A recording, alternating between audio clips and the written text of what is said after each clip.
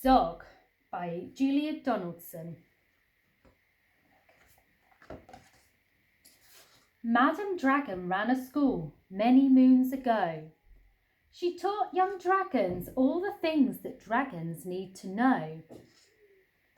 Zog, the biggest dragon, is the keenest one by far. He tried his hardest every day to win a golden star. All the dragons in year 1 were learning how to fly. "Hi," said Madam Dragon, "way up in the sky. Now that you've been shown, you can practice on your own, and you'll be expert flyers by the time you're fully grown." Zog went off to practice, flying fast and free. He soared and swooped and looped the loop and crashed into a tree. Tree trunk, yeah. Just then a little girl came by. "Oh, please don't cry," she said. "Perhaps you'll like a nice sticky plaster for your head." There she is, putting a sticky plaster. "What a good idea," said Zog. Then up and off he flew, his plaster gleaming pinkly as they zigzagged through the blue. A year went by, and in year 2 the dragons learned to roar.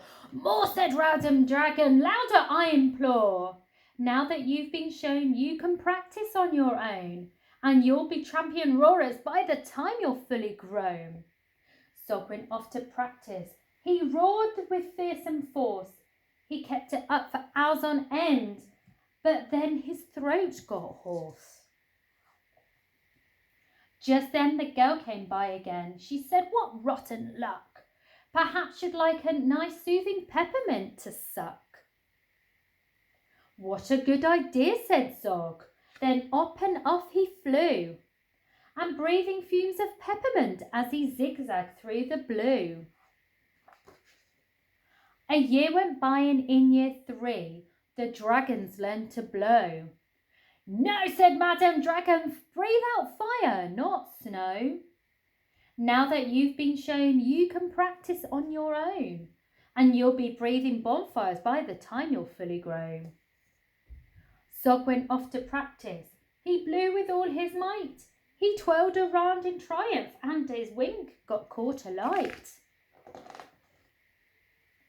Just then a girl came by again. She said, "You poor old thing.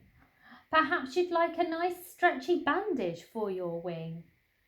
"What a good idea," said Zog. Then up and off he flew, his bandage flapping wildly as he zigzagged through the blue. This way. Hold the page. All the year 4 dragons were learning, can you guess? "Yes," said Madam Dragon, "how to capture a princess. Now that you've been shown, you can practice on your own. You'll need to capture hundreds by the time you're fully grown." Zog went off to practice. He tried and tried and tried, but he simply couldn't manage. "I'm no good at this," he cried. "You'll never win a golden star." Just then he saw the girl. "Perhaps," she said, "you'd like to capture me. I'm Princess Pearl." "What a good idea," said Zog. Then up and off they flew, the princess gripping tightly as they zigzagged through the blue. "Ah," said Madam Dragon, "our first princess so far. Congratulations, Zog. My dear, you've won a golden star."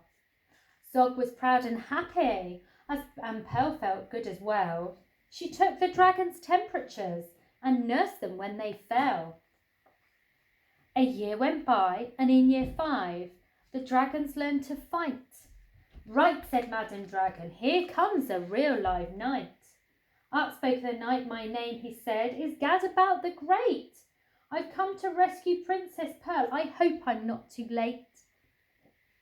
Zog breathed fire and beat his wings. "You can't, she's mine," he roared. "Oh no, she's not," yelled Gadabout, and waved his trusty sword. The other dragons crowded round and watched them all agog. Who was going to win the fight, Sir Gadabout or Zog? Then Princess Pearl stepped forward, crying, "Stop, you silly chumps! The world's already far too full of cuts and burns and bumps. Don't rescue me, I won't go back to being a princess and prancing round the palace in a silly, frilly dress. I want to be a doctor and travel here and there, listening to people's chats and giving them my care. Me too, exclaimed the knight, and took his helmet off his head. I'd rather wear a nice trusty stethoscope, he said. Perhaps, princess, you'll train me up, and Pearl replied, of course, but I don't see how the two of you could sit upon my horse. Then Zog said, flying doctors, I'd love to join the crew. If you let me be your ambulance, and I can carry you. Bravo, said Madam Dragon, an excellent career. And all the Year 5 dragons gave a loud, resounding cheer. Then Madam Dragon told the horse, I really hope you'll stay.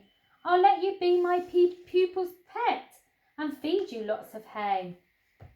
What a good idea, said Zog. Then up and off he flew, the flying doctors waving as they zigzagged through the blue. Look, there they are, zigzagging through the blue.